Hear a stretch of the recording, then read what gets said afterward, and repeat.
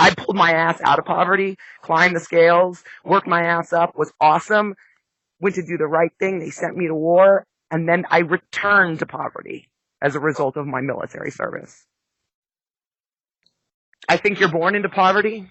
I think the vast majority of people who are poor in this country were born into it. And then I think the people who it came to were people who probably met some pretty unfortunate events, you know? I remember my mom working on 3 jobs at Christmas so I would have presents, and I just remember being there alone at night wanting to know why my mother wasn't there with me.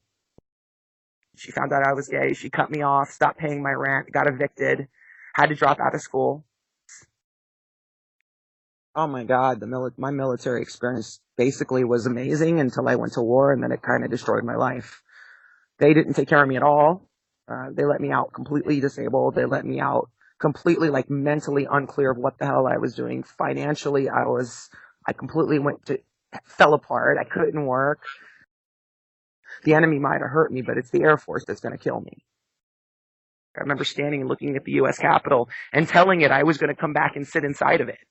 And now, you know, I can barely stand to talk to another person without freaking out or needing Xanax. I don't know how much of that was ISIS. You know, I think a lot of it was American willful blindness, like the same kind that causes poverty and every other injustice in our society. You have to choose to be blind to something you know exists. You have to choose to be blind to walk over the homeless guy on your way to work when you're the reason he's homeless because you need to live in your $7,000 apartment. The problem with most of this is that people are comfortable, as long as they're comfortable in their own privileges, and they can find a way to justify ignoring you and thinking they deserve what they have over you, then they can continue to allow it. I think it's really important for people with privilege who think they're otherwise good people to find a reason to blame poor people so that they don't have to have their own self consciousness or guilt or give up anything, God forbid. There's always hope that it's going to change. I think the more we show people, the more people have things presented to them, the more people have things shoved in their face, the more they can't ignore it. If you make it such that they can't willfully ignore it, even if it's for a few minutes, I think you make the dent on them that you need to make.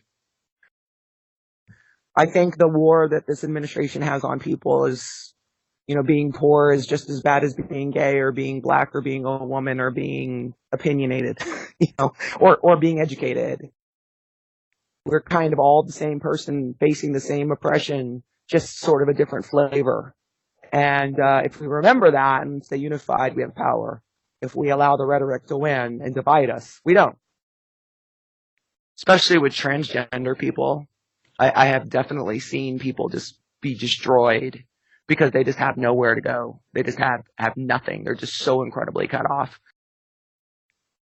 We're the richest, most powerful nation in the world with the most powerful military on earth, with the most incredible history of plans and things we've done that understood that if we work together, we can be greater and stronger and reduce all of these things across society without necessarily reducing our own individual status. And the more we push toward recognizing and honoring our power for ourselves and each other, the better it's going to be.